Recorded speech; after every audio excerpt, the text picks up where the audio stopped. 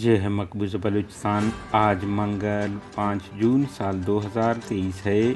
Balochistan today سے آج کے علاقائی خبروں کے ساتھ میں ہوں آپ کا میزبان الیاس بلوچ۔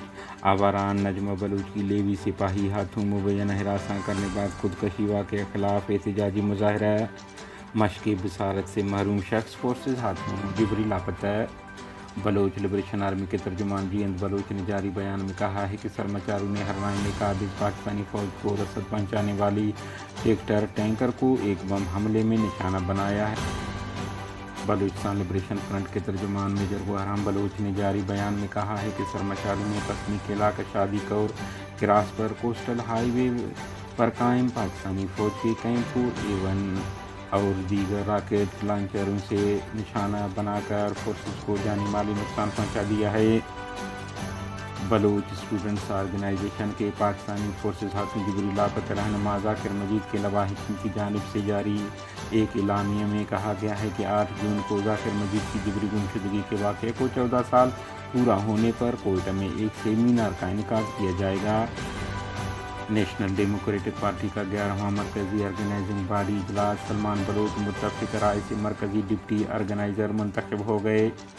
خضدار میں مقامی پیٹرول پمپ کے حدود میں چوروں نے موٹر سائیکل چھیننے دوران مزاحمت پر نوجوان کو فائرنگ کر کے قتل کر دیا اور موٹر سائیکل لے کر فرار ہو گئے۔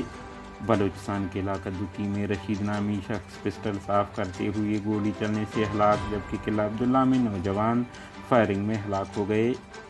آواران میں لوگوں کی کثیر تعداد نے اتوار کے روز احتجاج کرتے ہوئے نجمہ بلوچ کی خودکشی کے واقعے میں ملوث لیوی سپاہی نور بخش کی عدم گرفتاری خلاف نعرہ بازی کی اور بعد ازاں پولیس تھانے کے باہر نجمہ بلوچ اور ماجد بلوچ کے قاتلوں کی عدم گرفتاری کے خلاف احتجاج کیا۔ ریلی و مظاہرے میں انتظامیہ اور پولیس کے خلاف نعرہ بازی کی گئی اور مطالبہ کیا گیا کہ نجمہ کیس کے مرکزی ملزم نور بخش کو جلد گرفتار کر کے فرع کردار تک پہنچایا جائے۔ مظاہرین نے کہا کہ ماجد بلوچ کے قاتلوں کی عدم گرفتاری بھی قابل تشویش ہے۔ انہوں نے کہا ہے کہ نجمہ بلوچ کو تنگ کر کے خودکشی پر مجبور کیا گیا ہے اور اس جرم کا مرکزی ملزم اب تک آزاد گھوم رہا ہے۔ نجمہ کے والد دل سرد بلوچ کے مطابق ان کی بیٹی کو گاؤں کے بچوں کے مستقبل کی فکر رہتی تھی کیونکہ پورے علاقے میں ایک بھی اسکول نہیں تھا۔ اس نے اپنی جمع پونجی سے گھر کے سامنے گزشتہ 3 سال سے کچی اسکول بنا کر خود ہی بچوں کو تعلیم دینا شروع کر دی تھی، مگر تعلیم دشمن کو یہ راس نہیں آیا جس کی وجہ سے آج یہ سب بچے ایک بار پھر تعلیم سے محروم ہو گئے ہیں۔